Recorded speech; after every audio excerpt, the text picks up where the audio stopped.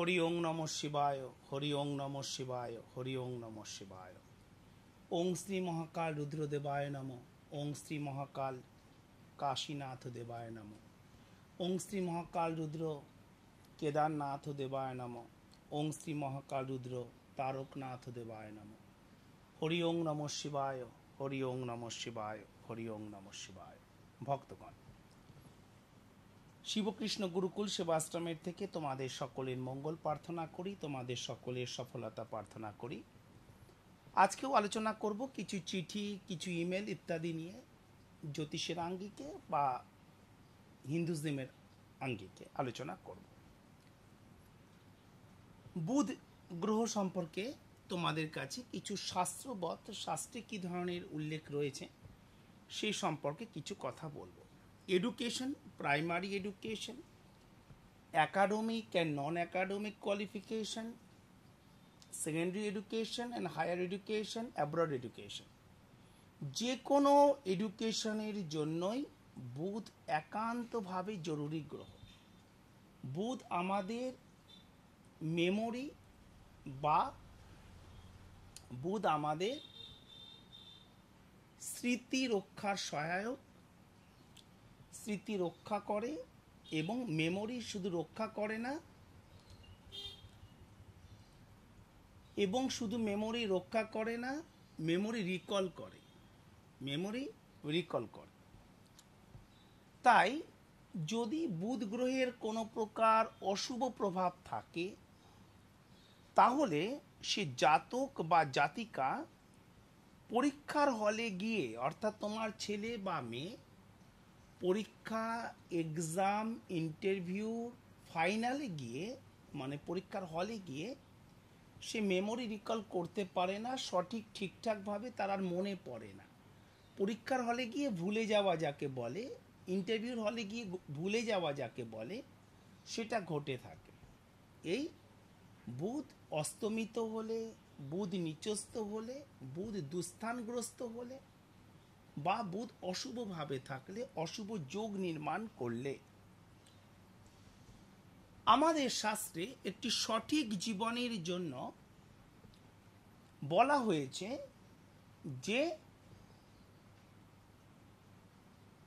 4টে বিষয় থেকে দূরে থাকতে। এই 4টে বিষয় হলো কলির পায়া, নেশা, জুয়া, অবৈধ যৌনাচার এবং হিংসা।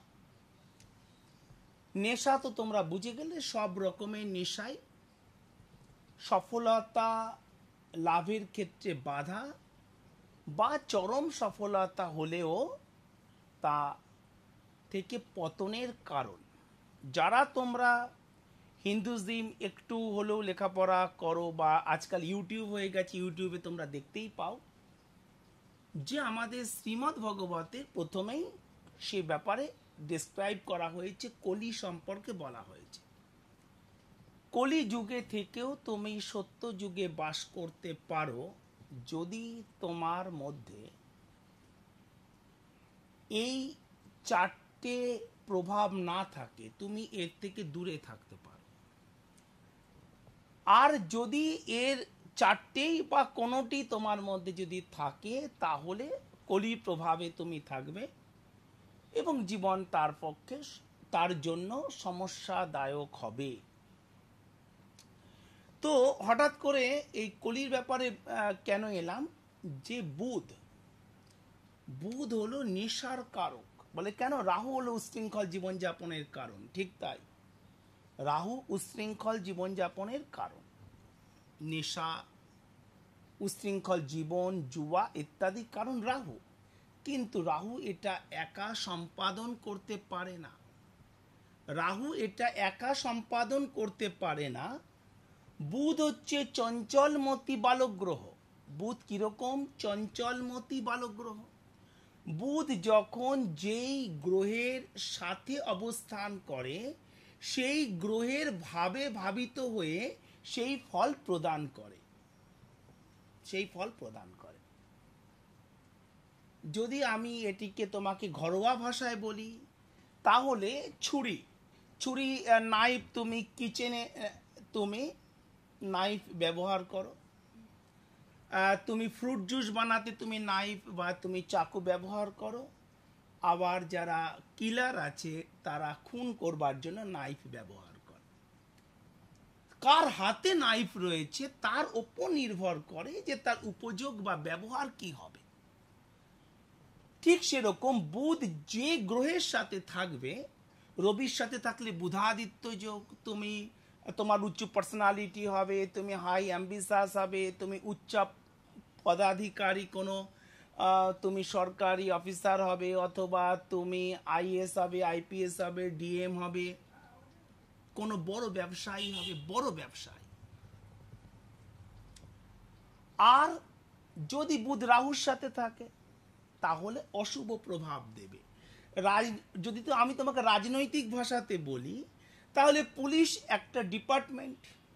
যখন যে পলিটিক্যাল পার্টি সেই রাজ্যের আন্ডারে থাকে হচ্ছে পুলিশ, এটি কেন্দ্রীয় সরকারের আন্ডারে আমাদের দেশে থাকে না। আর সেই সময় সে রাজ্যে যে পার্টি রুলিং পার্টি থাকে তারা পুলিশকে তার মতো করে ব্যবহার করার অভিযোগ ওঠে, যে পুলিশকে তারা দলীয় ক্যাডারের মতো করে ব্যবহার করছে।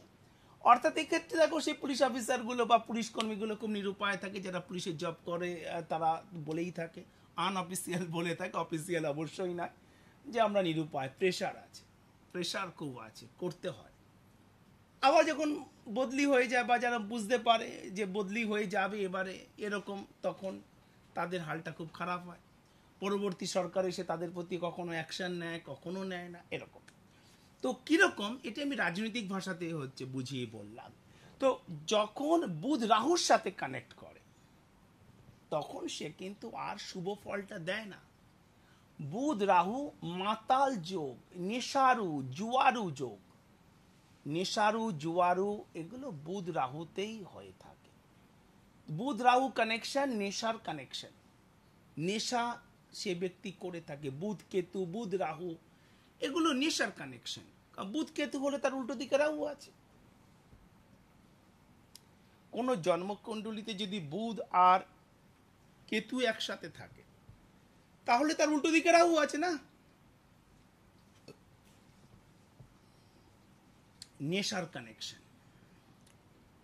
তো এটি নেশার দিকে নিয়ে যায়। একজন ভালো লেখক লেখিকা হতে গেলে, একজন ভালো কবি হতে গেলে, একজন সফল সাহিত্যিক হতে গেলে, একজন সফল আর্টিস্ট হতে গেলে, একজন সফল মিউজিশিয়ান হতে গেলে, একজন সফল গায়ক গায়িকা হতে গেলে, একজন সফল উকিল হতে গেলে, একজন সফল মনস্তাত্ত্বিকবিদ হতে গেলে, একজন সফল ডাক্তার হতে গেলে, একজন সফল সফল বিজনেসম্যান হতে গেলে, একজন সফল সেলফ এমপ্লয়েড হতে গেলে, একজন সফল স্পোর্টসম্যান হতে গেলে বুধের এখানে ভীষণভাবে কার্যকারিতা আছে। বুধ পজিটিভ থাকা অত্যন্ত জরুরি, অত্যন্ত জরুরি। তো বুধ সফল মানে বুধ পজিটিভ বা বেনিফিক্স অবস্থায় না থাকলে এগুলো দিয়ে সফলতা পাওয়া যায় না, সফলতা পাওয়া যায় না। এই যে বউ চিঠি, এইমাত্র একটা চিঠি এক্ষুনি আমি পড়বো, যে সে আইটি নিয়ে, ইনফরমেশন টেকনোলজি নিয়ে সে ইঞ্জিনিয়ারিং করেছে কিন্তু চাকরি পায়নি। এক্ষুনি পড়বো, এক্ষুনি অ্যানালাইসিস করব। তো একজন এমবিবিএস ডাক্তার আর তার মাসিক আয় 15 থেকে 20,000 টাকা, অনেক দেখতে পাবে তুমি। ডাক্তার মানেই যে সে খুব সফল এমন নয়, না তো সে ভালো ক্লায়েন্ট পায়, না তো সে তার ক্লায়েন্ট বেস দিয়ে হ্যাপি, যে হ্যাঁ খুব ভদ্র ক্লায়েন্ট পায়, যেরকম তাকে হেলথে তিনি তাদেরকে ইনস্ট্রাকশন দেন সেভাবে মেনে চলেন, সেরকম নয়, তেমন নয়। হেলথে বলে থাকে রাত জাগবেন না, বলে থাকে যে সুগার আছে মিষ্টি খাবেন না, তারা সেগুলো করে করে আবার ডাক্তারের সাথে দুর্ব্যবহার করে, এরকমও দেখতে পাও। তো সফল হতে গেলে তোমার, তুমি ডাক্তার হও, ইঞ্জিনিয়ার হও, উকিল হও, ওকালতি ব্যাপারটা তো জানো। 80%, প্রায় 80% উকিলের অবস্থা খুবই আর্থিক সফলতা। ওই কি একটা বই দেখেছিলাম জানো তো, কি একটা বই আমি দেখেছিলাম, একটা তোমরা বোধহয় দেখেছো, কোনো উকিল মানে খাস্তা হালাত, সে স্কুটার নিয়ে, মুম্বাইয়ে একটি ফিল্ম, সে স্কুটার নিয়ে সে তার ক্লায়েন্টকে অ্যাটেন্ড করছে, এরকম একটা দেখেছিলাম। মনে পড়ে যাবে, একটু পরেই আমার মনে পড়ে যাবে ফিল্মটার নাম। তো আর খুব সফল উকিলের পার্সেন্টেজ 5 থেকে 7%। তোমরা যে বড় বড় উকিলের নাম শোনো, এত টাকা ফিস, এত বড় বড় কেস লড়েন, বড় বড় কোর্টে লড়েন, 5%, 6% উকিলের অবস্থা খুব ঠিকঠাক, রিচ এবং সফল, খুব ভালো ক্লায়েন্ট পান তারা, খুব মানে ঠিকঠাক কেস তারা মুভ করে থাকে। বাকি 11-12%-এর অবস্থা মোটামুটি, আর 80% উকিলের অবস্থা খুব ঠিকঠাক নয়, খুবই সাধারণ তাদের অবস্থা। তো কারণ ওকালতিতে তারা চলে গেছেন না, গেলে হবে না, দেখো যে বুধের অবস্থান কিরকম আছে, তবে তুমি সেখানে সফল হতে পারবে। আমি বলতে চাইছি ট্রেডটা ইম্পর্টেন্ট নয়, তুমি উকিল ডাক্তার এই যে সাধারণ যে গতানুগতিক যে ট্রেডগুলো, এগুলো ইম্পর্টেন্ট নয়। ইম্পর্টেন্ট তুমি সেইখানে গিয়ে কি সফলতা পাবে, সেটা বেশি ইম্পর্টেন্ট। তুমি হয়তো আজকাল তো তোমরা ইউটিউব তো অবশ্যই হচ্ছে দেখো, শু লন্ড্রি বলে লিখবে, দেখবে যে ভারতে প্রথম শু লন্ড্রি, কারণ এক একটা শুয়ের দাম হয় 3,000, 4,000, 7,000, 12,000, কিন্তু সেগুলোকে আর দেখভাল করা হয় না, ক্লিনিং করা হয় না, কোনো প্রকার শু লন্ড্রি ভারতে ছিল না। আর ভারতে শু লন্ড্রি শুরু হয়ে গিয়েছে, কে শুরু করেন, কিভাবে শুরু করেন, সেগুলো তুমি দেখতে পাবে। নতুন কনসেপশন, কখনো অ্যাপসের মাধ্যমে তুমি তোমার ফুড বুক করবে, মানে খাবার বুক করবে, বা তুমি তোমার গাড়ি বুক করবে, বা তুমি হোটেল বুক করবে, আগে ভাবা যেত না। ওআইও সেটি নিয়ে আসে, নতুন কনসেপশন, নতুন ভাবনা। তো সেক্ষেত্রে এই নতুন পথে যাবার ক্ষেত্রে বুধের গুরুত্ব অপরিসীম। বুধিস মানে বুধ সেই ক্রিয়েটিভ ভাবনা নিয়ে আসে বুধ, যে এটি এটি প্রয়োজন, এই মুহূর্তে এটা মার্কেটে প্রয়োজন। আগে কি হতো, ট্যাক্সি যাবে না, ইগনোর করতো, যাব না, হবে না, এই অবধি যাব, ওই অবধি যাব না, ইগনোর করতো, দেখেছো তোমরা। তো সেটা কিছু কোম্পানি, ওলা, উবের, এরা বুঝে গেল যে এই প্রবলেমটা রয়েছে। বহু লোক আছে যারা বাসে যেতে অসুবিধা আছে, বা বাস তারা পছন্দ করছেন না, বা তাদের কাছে হয়তো মানি রয়েছে, হয়তো ডাটা রয়েছে, হয়তো ফাইলস রয়েছে, যে বাস জার্নি তার পক্ষে সিকিউর নয়। কিন্তু তারা যেটা চাইছেন যে আমি 300, 400, 500 টাকা দিয়েও আমি যেতে চাইছি, কিন্তু তারা সেটা পাচ্ছিলেন না। কিন্তু সেই প্রবলেমটা সলভ হয়ে গেছে, এখন আর ওটা তুমি শুনতে পাও না যে যাব না। যদিও যে অ্যাপস কোম্পানিগুলো, তার বিরুদ্ধে কোনো অভিযোগ নেই এমন নয়, অবশ্যই প্যাসেঞ্জারদের অনেক অভিযোগ আছে যে মানে 500 মিটার দূরে নামিয়ে দিয়েছে, তার অফিস ল্যাপটপ তাকে বুট স্পেসে নিতে বাধ্য করা হয়েছে। অফিস ল্যাপটপের সাথে আরও অনেক কিছু ছিল, files, hard disk etcetera, scanner ফ্যানার এটসেট্রা, সেটা তাকে সিটের ওপর রাখতে দেওয়া হয়নি, বা সেক্ষেত্রে অসুবিধে হয়েছে, তাকে বুটে রাখতে হয়েছে, অথবা সে জোর করে সিটে রেখেছে, এরকম অসুবিধা আছে। কিন্তু মোটামুটি 80% প্রবলেম সলভ হয়েছে। যে এরকম বহু মানুষ ছিল যাদের এরকম সার্ভিসের প্রয়োজন ছিল।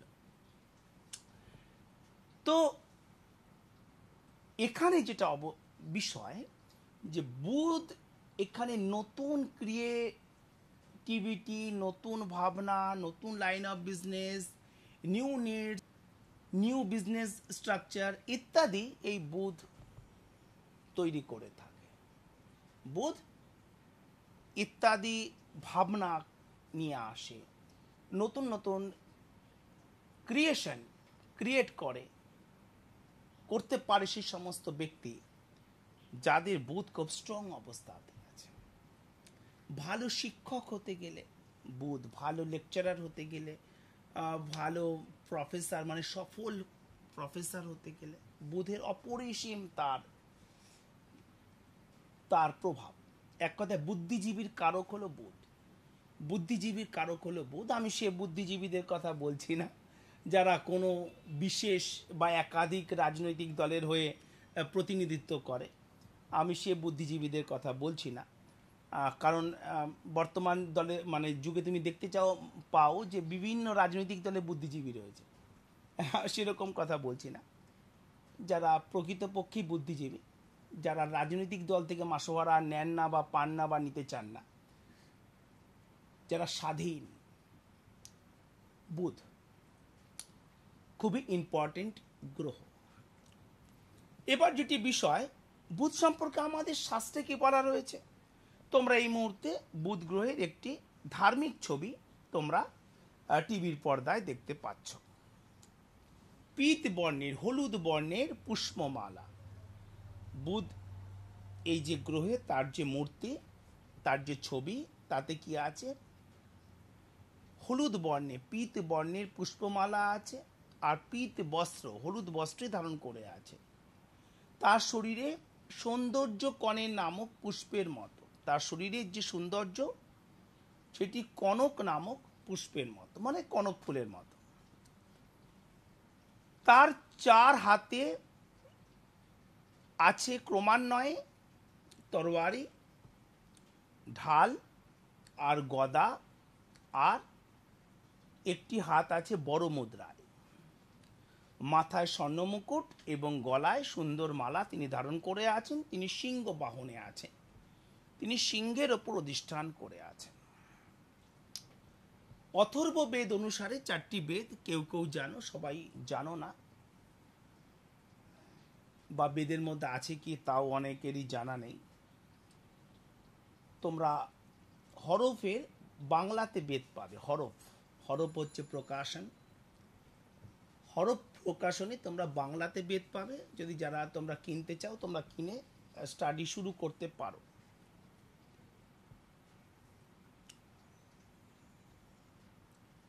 আমাদের অথর্ব বেদে বুধের পিতার নাম হলো চন্দ্র, আর মায়ের নাম হলো তারা। বুধের পিতার নাম হলো চন্দ্র আর মায়ের নাম তারা। ব্রহ্ম এর নাম রাখেন বুধ। ব্রহ্মা বুধের নামকরণ করেন, তার নাম রাখেন বুধ। কেন তার এই বুধ নাম হলো? কেননা তার গভীর বুদ্ধি। আবার বলেছি বুদ্ধির কারক। আচ্ছা, এবারে অনেকেরই ধরো তোমাদের ছেলে মেয়েদের ক্ষেত্রে এবার বলি, যারা তোমরা ছেলে মেয়েদের বড় করছো, সঠিক গাইডলাইন তোমরা দিতে চাইছো, তোমরা ছেলে মেয়েকে বলো ও না কোনো বুদ্ধি নেই, বোকা চালাক হলো না। বুদ্ধি নেই, বোকা চালাক হলো না। কোনো একটা সিচুয়েশনে তোমার ছেলে বা মেয়ে মিথ্যে কথা বলে চালাকি করে সেই জায়গাটা পার করে গেল, তো অনেক বাবা মা খুব খুশি হয়ে থাকো, বাহ ছেলে, আমার মেয়ে খুব চালাক, আমার ছেলে খুব চালাক। প্রথম কথা বলি, বুদ্ধি আর চালাকি এক জিনিস নয়। বুদ্ধি আর চালাকি এক জিনিস নয়। বুদ্ধি হলো তোমাকে যে কোনো ডিফিকাল্টি থেকে, যে কোনো প্রবলেম থেকে, জীবনের যে কোনো এরর থেকে, যে কোনো এডুকেশনাল এরর থেকে, যে কোনো অফিসিয়াল কাজকর্মের প্রতিবন্ধকতা থেকে তোমাকে মুক্ত করতে পারে তোমার বুদ্ধি। জীবনে যে কোনো ডিফিকাল্টি থেকে তোমাকে মুক্ত করতে পারে, তার ওয়ে আউট বের করতে পারে বুদ্ধি, কিন্তু চালাকি নয়। চালাকির সাথে যুক্ত থাকবে ধূর্ততা, মিথ্যে। চালাকির সাথে যুক্ত থাকবে, চালাকির সাথে যুক্ত থাকবে ধূর্ততা, মিথ্যে। আর সেটা দিয়ে কিছুক্ষণ তুমি চলতে পারো, কিছু দিন চলতে পারো, সেটা দিয়ে জীবনে স্থায়ী সমাধান করা যায় না। তুমি হয়তো তোমরা স্বামীজির একটা কোটেশন তোমরা শুনেছ, পুরো বই জানি না তোমরা পড়েছো কিংবা পড়নি। যে চালাকির দ্বারা কোনো মহৎ কার্য সম্পন্ন করা সম্ভব নয়, এরকম কোড আনকোড তিনি কিছু বলেছিলেন। তো বুদ্ধি আলাদা কথা, কিন্তু চালাকি আলাদা কথা।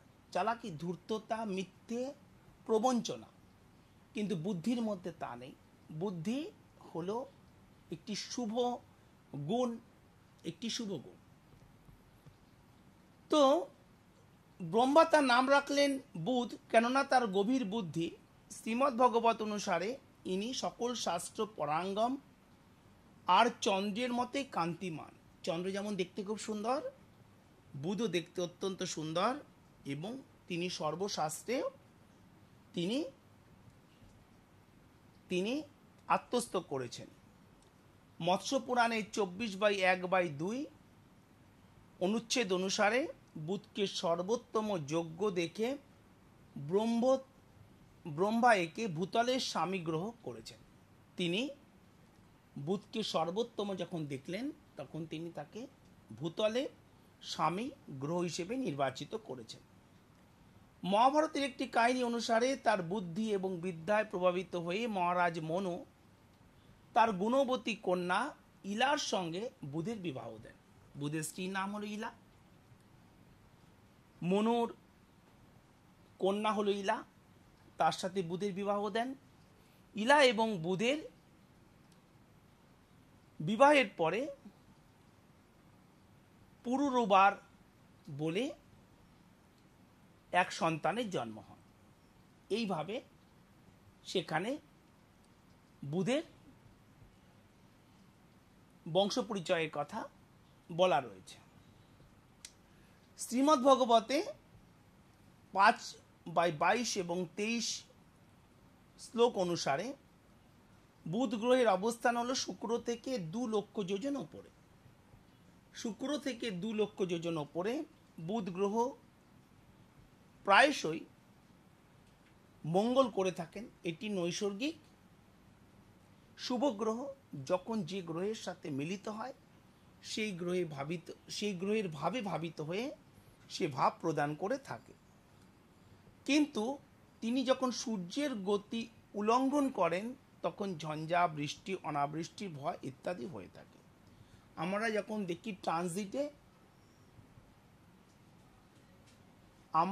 দেখি ট্রানজিটে যে এইরকম অবস্থান রয়েছে, তখন আমরা দেখি মানে বুধ যখন বকরি হয়ে যায় ইত্যাদি, তখন দেখা যায় অনাবৃষ্টি হয়ে থাকে, ঝঞ্ঝা হয়ে থাকে, উল্কা বৃষ্টি হয়ে থাকে ইত্যাদি। অনাবৃষ্টি চলে, অতিবৃষ্টি চলে, ঝড় ঝঞ্ঝা ইত্যাদি ওই সময় ঘটে থাকে। মৎস্য পুরাণ অনুসারে বুধ গ্রহের রং কনক ফুলের মতো হলদে।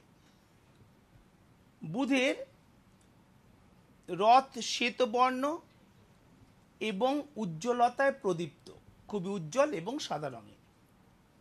বায়ুর মতো বেগবান অশ্বগুলি বুধের রথ পরিচালনা করে থাকে। সে অশ্বগুলির আবার নাম আছে: শ্বেত, পিসঙ্গ, সারঙ্গ, নীল, পীত, বিলোহিত, কৃষ্ণ, হরিত, পৃষ এবং প্রিঞ্চি ইত্যাদি নামগুলো শাস্ত্রে রয়েছে। ভগবান বিষ্ণু হলেন বুধের অধিপতি দেবতা, এবং মিথুন এবং কন্যা রাশি হল বুধের স্বক্ষেত্র, এবং এর মহাদশা চলে 17 বছর। বুধ গ্রহের শান্তি সস্তায়নের কথা বলা হয়েছে, সেটি আমি একটু পরে বলবো। সবার আগে আজকে দেখব যে চিঠি কি আছে। ওম নমঃ শিবায়। পূজনীয় বাবা দেবদাস, আমি দূরদর্শনে আপনার অনুষ্ঠানের একজন নিয়মিত দর্শক, এবং আপনার খুঁটিনাটি বিচার বিশ্লেষণ আমার খুব ভালো লাগে। আমি তনিমা সাঁতরা আমার একমাত্র পুত্র আশিস কুমার সাঁতরার সম্বন্ধে জানতে চাই। আশিস 2012 সালে ইনফরমেশন টেকনোলজি নিয়ে ইঞ্জিনিয়ারিং পাশ করেছে, কিন্তু কোনো চাকুরি পায়নি। আশিসের সঠিক কেরিয়ার সরকারি অথবা বেসরকারি চাকরি, অর্থ উপার্জন এবং শরীর স্বাস্থ্য সম্বন্ধে বিস্তারিত আলোচনা করলে খুবই কৃতজ্ঞ হব। নাম হচ্ছে আশিস কুমার সাঁতরা, জন্ম 5 জুলাই 1990, থার্সডে, জন্মস্থান বরানগর, কলকাতা, জন্ম সময় সন্ধে 6:55। লিখেছে Tanima Santra, 21C Haricharan Chatterjee street, Ariadaha, Kolkata, pin code 700057। মা, তুমি এই চিঠি বাই পোস্টে আমাকে পাঠিয়েছ, আর আমি এই চিঠির উত্তর দিচ্ছি। তো এই হলো আশিস কুমার সাঁতরার জন্মকুণ্ডলী।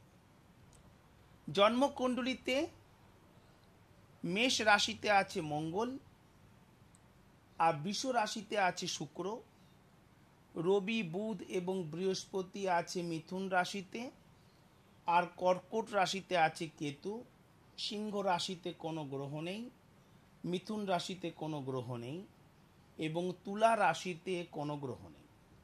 চন্দ্র আছে বৃশ্চিক রাশিতে, এবং শনি এখানে ধনু রাশিতে আছে এবং ধনু লগ্ন, আর রাহু আছে এখানে মকর রাশিতে, আর কুম্ভ আর মীন রাশিতে কোনো গ্রহ নেই। তাহলে এইমাত্র বলছিলাম যে ইঞ্জিনিয়ারিং ক্ষেত্রে বুধের ভীষণ বড় ভূমিকা আছে। আর এইখানে জন্মকুণ্ডলীটি একবার দেখো। জন্মকুণ্ডলীতে 29টি শুভযোগ আছে এবং 26টি অশুভ যোগ আছে। জন্মকুণ্ডলীতে 29টি শুভযোগ আছে এবং 26টি অশুভ যোগ আছে। দেখো, এখানে রবি বুধ বৃহস্পতি এক ঘরে আছে এবং সেটা লগ্ন থেকে সপ্তম স্থানে আছে মিথুন রাশিতে। আর এখানে ধনু রাশিতে আছে শনি। তো কি হয়েছে, এখানে বুধ পীড়িত অবস্থাতে আছে, রবি এবং শনি বীজযোগ সৃষ্টি হয়েছে। রবি হলো সফলতা বা সাকসেসের প্রতীক। রবি হলো সফলতা বা সাকসেসের প্রতীক। রবি হলো সফলতা বা সাকসেসের প্রতীক। উচ্চ পদ, হাইয়ার অথরিটি, প্রমোশন, সরকারি চাকরি, উচ্চ পদ লাভ করতে গেলে সরকারি বা বেসরকারি, সেখানে রবি শুভ থাকাটা একান্তভাবে জরুরি। আর এখানে রবির সাথে শনি 20 যোগ সৃষ্টি করেছে। শনি রবি 20 যোগ, যার ফলে সফলতা হচ্ছে না। এবার ইঞ্জিনিয়ার হয়ে কতটা সফলতা পাবে? বুধ এবং বৃহস্পতি ধননাশ যোগ সৃষ্টি করে রয়েছে। বুধ এবং বৃহস্পতি ধননাশ যোগ সৃষ্টি করে রয়েছে। এখনো পর্যন্ত মানে কি হয়েছে, আয় করতে পারেনি যখন পর্যন্ত তুমি চিঠি লিখেছ। আর আজকে যখন আমি এই চিঠির উত্তর দিচ্ছি তখনও বিশেষ কিছুই আয় করে না, সামান্য টাকা আয় করে। সামান্য, অতি সামান্য। কত টাকা? 12 থেকে 19,000 টাকা, অতি সামান্য টাকা আয় করে। যদি একটা ইঞ্জিনিয়ারের পক্ষে এই স্যালারি অপমানজনক। একটা ইঞ্জিনিয়ারের পক্ষে এই স্যালারি অপমানজনক। তুমি মা ইঞ্জিনিয়ারিং তো তুমি মা পড়িয়ে দিয়েছ, আর সেটা হয়েও গেছে কেন? যেহেতু বুধ এখানে মিথুন রাশিতে স্বক্ষেত্রে রয়েছে, সেজন্য হয়ে গেছে। কিন্তু সফলতা হচ্ছে না কেন? বুধ এবং বৃহস্পতি ধননাশ যোগে রয়েছে এবং রবি এবং শনি 20 যোগ রয়েছে। আর এই 20 যোগের মধ্যে পড়ে গিয়েছে বুধ। তোমার এটা খুব দ্রুত থেকে দ্রুত এর গ্রহ শান্তি প্রয়োজন। অন্যথায় ওই 12 থেকে 19,000 টাকাতেই মা জব করতে হবে। এর থেকে বড় কিছু জব, এর থেকে ভালো কিছু জব আসছে না বা আসবে না। আর যখন তুমি চিঠি লিখেছো তখনই সে জবও পায়নি, ক্যাম্পাসেও জব পায়নি। যখন মা ইঞ্জিনিয়ারিং যখন ও কমপ্লিট করে ফাইনাল ইয়ারে, হ্যাঁ, আইটি ইনফরমেশন টেকনোলজি নিয়ে, তখন ও ক্যাম্পাসে জব পায়নি। বয়স মা বেড়ে যাচ্ছে, তো এইগুলো খুব দ্রুত করতে হবে। তাহলে খুব বেশি সমস্যা আছে বিবাহিত জীবনে। খুব স্পষ্ট করে শুনে নাও, বিবাহিত জীবনে বিচ্ছেদ যোগ আছে, ডিভোর্স। এখানে বিবাহিত জীবনে ডিভোর্স যোগ আছে, যে শনি এখানে লগ্নে বসে আছে। ফলে প্রথম জীবনে বিবাহটা ভেঙে যাওয়ার সম্ভাবনা বা ভেঙে যাবে এটাই রয়েছে। ম্যাচ মেকিং করা খুবই প্রয়োজন এবং গ্রহ শান্তি করা খুবই প্রয়োজন। পরবর্তী ক্ষেত্রে ও কোনো বিধবা বা বিবাহিতা মহিলার সাথে যুক্ত হয়ে যেতে পারে। যখন প্রথম জীবনে বিবাহটা টেকসই হলো না, তখন পরবর্তী জীবনে বিয়ে করতে চাইবে না। কোনো বিধবা, ডিভোর্সি অথবা কোনো বিবাহিতা মহিলার সাথে যুক্ত হয়ে যাবার সম্ভাবনা রয়েছে বা যাবে। সুতরাং বিবাহিত জীবনটা কিন্তু বেশি সমস্যাদায়ক অবস্থাতে রয়েছে। যাই হোক, বিয়েটা একটু পরে, সবার আগে যেটা এখন দরকার সেটা হচ্ছে একটা এডুকেশনের পর ঠিকঠাক ইনকাম। তো এখানে 29টি শুভযোগ আছে এবং 26টি অশুভ যোগ আছে, যার মধ্যে 9টি মারাত্মক। এই 9টি যোগের প্রতিকার অবশ্যভাবেই করতে হবে। এই 9টি যোগের প্রতিকার অবশ্যভাবে করতে হবে। সেটা তুমি যত তাড়াতাড়ি পারবে, তুমি কোনো অভিজ্ঞ জ্যোতিষের সাথে তুমি পরামর্শ করবে। আমরা দেখব এর পরের চিঠি কি আছে। তাহলে যে বিষয় নিয়ে বলছিলাম, যে বুধ যে কোনো এক্সামের ক্ষেত্রে, এক্সাম সফল হতে গেলে, এক্সাম ক্র্যাক করতে গেলে, যারা তোমরা জিআরই, যারা তোমরা জয়েন্ট, যারা তোমরা এই ধরনের এক্সামগুলো ক্র্যাক করতে চাও, অবশ্যভাবেই বুধের অবস্থান খুব ঠিকঠাক হওয়া প্রয়োজন। অন্যথায় তাদের একাডেমিক কোয়ালিফিকেশন সম্পূর্ণ হয় না, বা তাদের একাডেমিক কোয়ালিফিকেশন অসম্পূর্ণ থেকে যায়। তা বলে তারা নির্বোধ হয় এমন নয়, তা বলে তারা মানে ইন্টেলিজেন্ট হয় না এমন নয়। ধরো কিছুদিন আগে অনেক ডাক্তার দেখা গেছে, তারা অনেক ট্রিটমেন্ট করছেন, 5 বছর, 7 বছর, 10 বছর, 15 বছর, 20 বছর ধরেও ট্রিটমেন্ট করছেন শহরের মধ্যে। গ্রামাঞ্চলের কথা ছেড়ে দাও, গ্রামে প্রচুর ডাক্তার তোমরা এরকম দেখেছো। অভিযোগ দেখো, টিভি মিডিয়া আদালত নয়, যারা একটু বোঝো, কোনো অভিযোগ হতেই পারে, আদালত ঠিক করবে সে অভিযোগ সত্য কি মিথ্যে। টিভি মিডিয়াতে কোনো একটা মিডিয়াতে ছবি তুললো, তাকে এডিট করলো, তার কথাগুলো বাদ দিল, ওভার ভয়েস করলো কোনো নিউজ অ্যাঙ্কার, এটি আদালতে গ্রাহ্য না। আদালত সেই চিকিৎসকের কাছে তার বৈধ কাগজপত্র দেখতে চাইবে। আপনি কোন ইয়ারে পড়েছেন, কোন কলেজ থেকে পড়েছেন, কত বছরের কোর্স করেছেন, ইত্যাদি ইত্যাদি। তো টিভি মিডিয়া কিছু উপস্থাপন করতে পারে, কিন্তু কাউকে দোষী কি নির্দোষ তা সাব্যস্ত করতে পারে না, অ্যাজ পার আইপিসি, ভারতের আইন এটাই বলে। তো অনেক অভিযুক্ত হয়েছেন। গ্রামাঞ্চলে তো প্রচুর তোমরা দেখেছো, এমনকি তোমরা শহরেও দেখেছো। শহরে বড় বড় হসপিটালে তোমরা দেখেছো, বড় হসপিটালে, ওই ইএম বাইপাসের ধারে যে ধরনের আইএসও স্ট্যান্ডার্ড যে হসপিটালগুলো।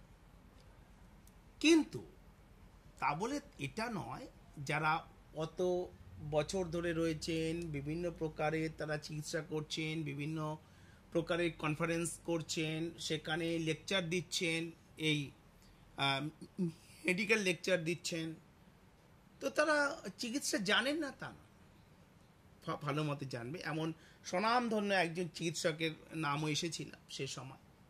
তারা জানেন না এমন নয়, তাদের হাতে বহু রুগী এমনকি এসেছেন আমার কাছেও, সেরকম তার রুগী এসেছেন বলছে, "ও, আমরা তো অভূতপূর্ব সেই ডাক্তারের থেকে, আমরা তো এই আমরা চিকিৎসা করেছি, ওটি হয়েছে, অপারেশন হয়েছে, অপারেশন সাকসেস হয়েছে, কোনো অসুবিধা তো আমাদের হয়নি, আজও আমি ফিট, আমার কোনো অসুবিধা হচ্ছে না।"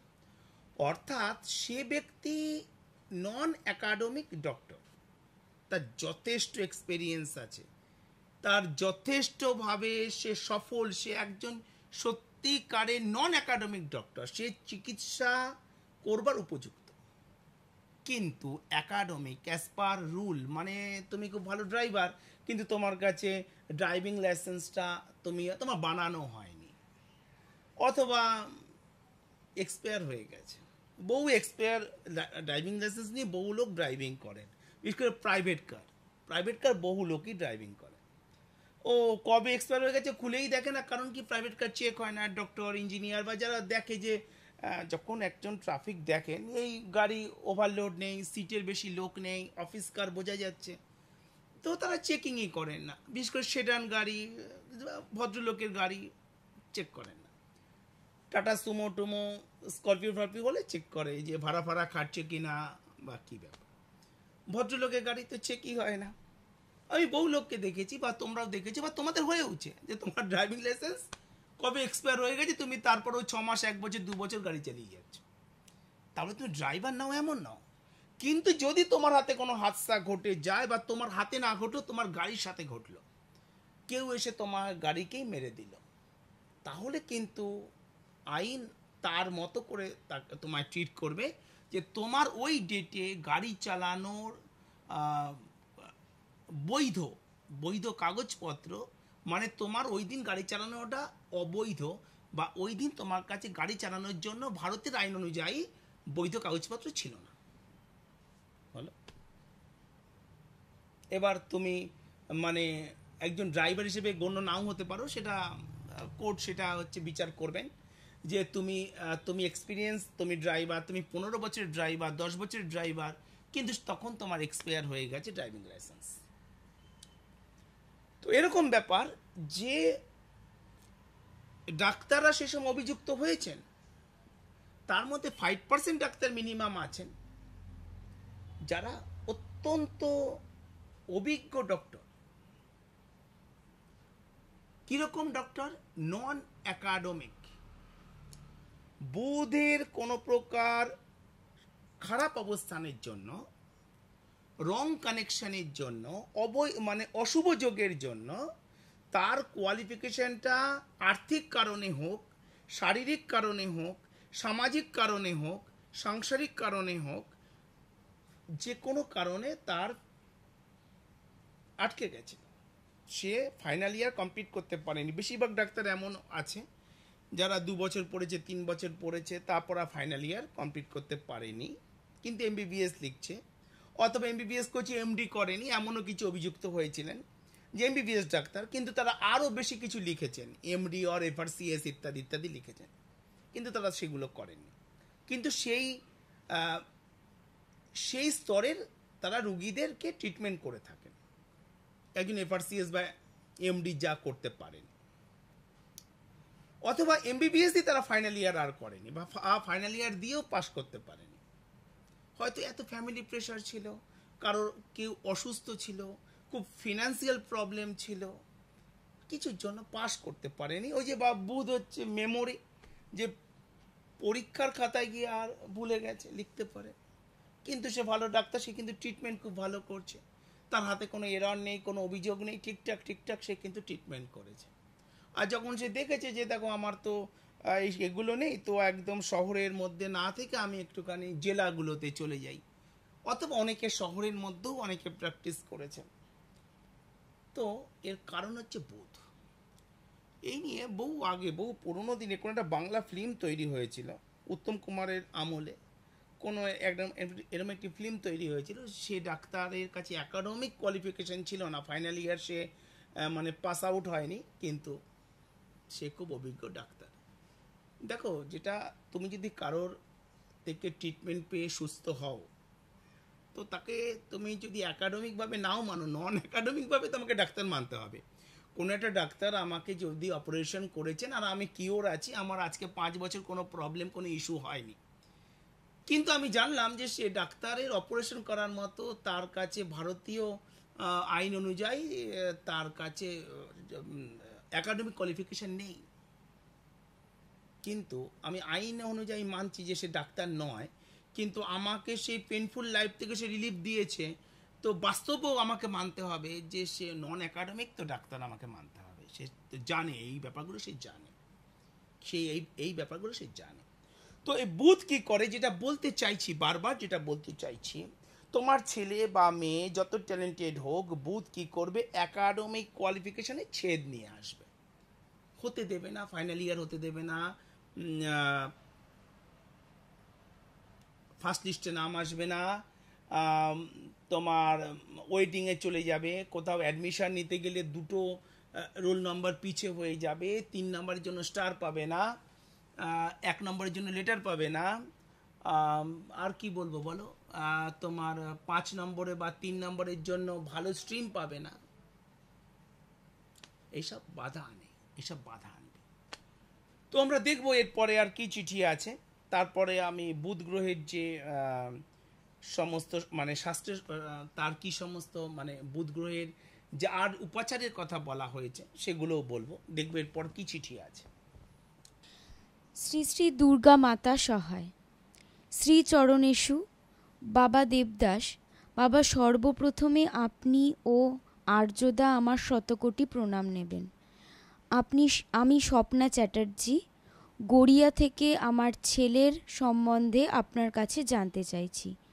আমার ছেলের জন্ম সময় 1982 সাল 7 অগস্ট শনিবার, সময় বেলা 2:30। স্থান কাটোয়া। ছেলের নাম চয়ন চ্যাটার্জি। ছেলে বর্তমানে MBA পাশ করে একটা বেসরকারি সংস্থায় কর্মরত। আমার জিজ্ঞাস্য, ছেলে যেখানে আছে তার থেকে আরও উঁচু জায়গায় যেতে পারবে? ছেলের সরকারি চাকুরি ও উচ্চশিক্ষার আশা আছে? ছেলের বিবাহ যোগ কখন নাগাদ পরিলক্ষিত হয় এবং কেমন ধরনের বিবাহ হবে? ইতি বিনীতা স্বপ্না চ্যাটার্জি।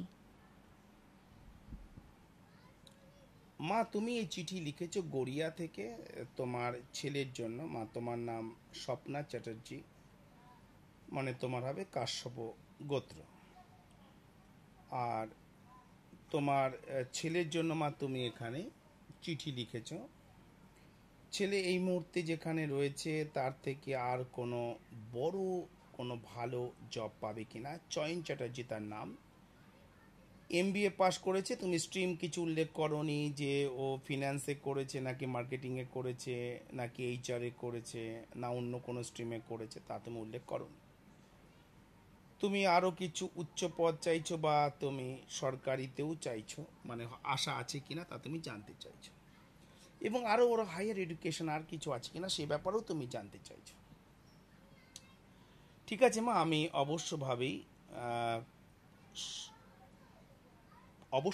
আমি চয়নের জীবন সম্পর্কে বলবো। 7 আগস্ট 1982 সাল, কাটোয়াতে জন্ম, বেলা 2:30 তুমি সময় দিয়েছো।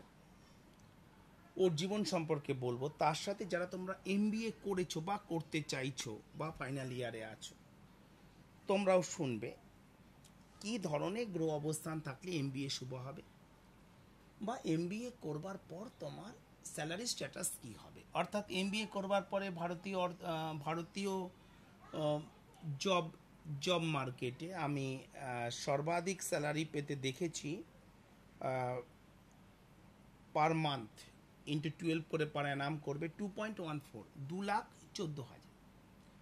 অদ্ভুত ব্যাপার, সে মুম্বাইয়ের একজন পার্সোনালিটি আর সে বর্তমানে কলকাতায়, আর এজও অনেক কম এজ নয়, তার এজ প্রায় 53-54, কিন্তু সে এরম স্যালারি পায়।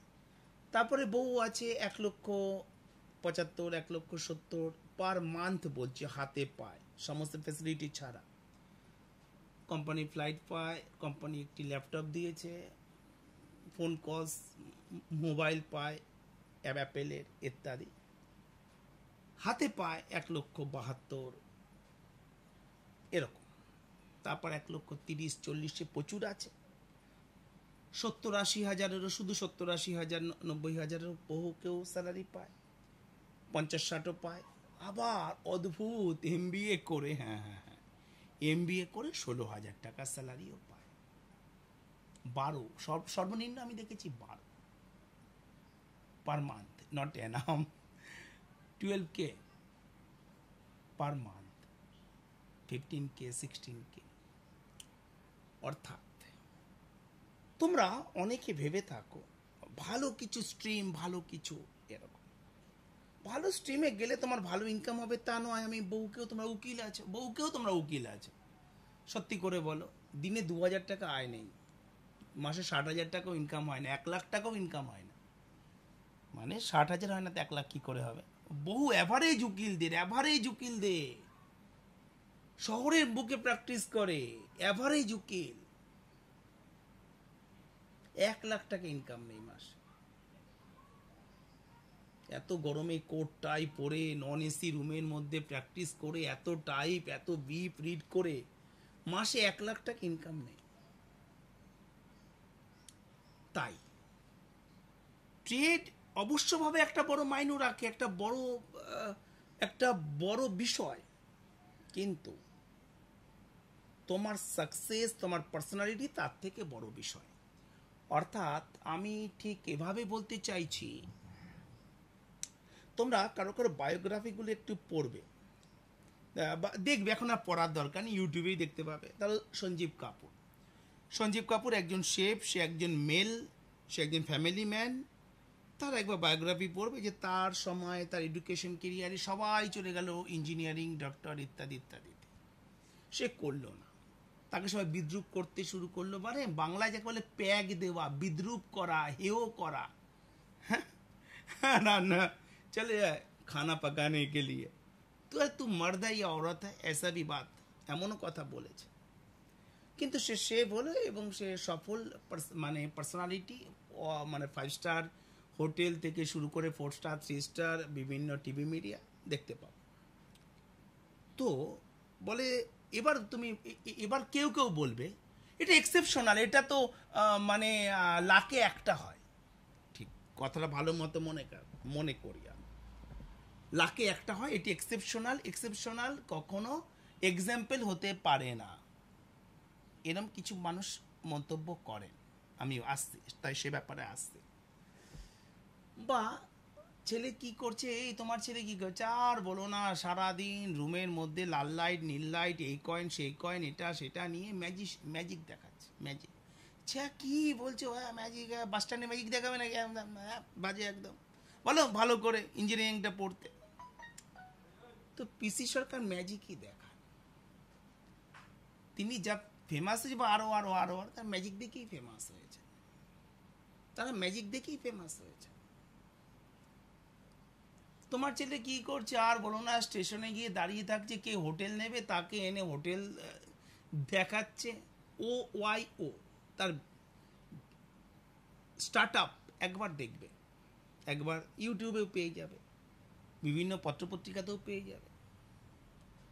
তাই তুমি কি করছো সেটা খুব বড় কথা নয়, তুমি তাকে কোন লেভেলে নিয়ে যেতে পেরেছো,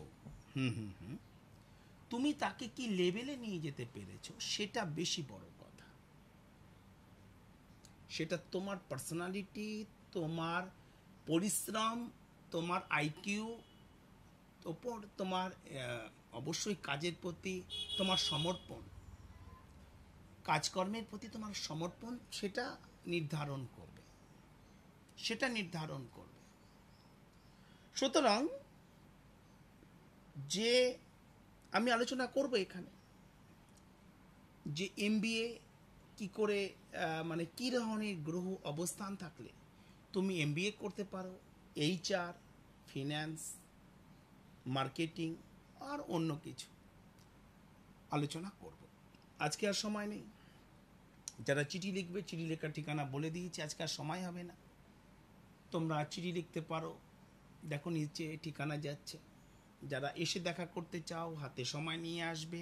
প্রত্যেকের সময় আলাদা, প্রত্যেকের সময় আলাদা। এক একজনকে দেখতে কথা বলতে 1 থেকে 1.5 ঘন্টা 2 ঘন্টাও লেগে যায় কারো সাথে কথা বলতে, কারণ জীবনের প্রত্যেকটা বিষয়, প্রত্যেকটি part, education, health, higher education, job, finance, বাড়ি ঘর, বিবাহ, সম্পত্তি, সন্তান, স্বাস্থ্য, পিতা মাতা, সব নিয়ে কথা বলবো। তো আজকে আর সময় নেই, সকলে ভালো থাকো, মনকে স্থির করে বলো হরি ওং নমঃ শিবায়, হরি ওং নমঃ শিবায়, হরি ওং নমঃ শিবায়।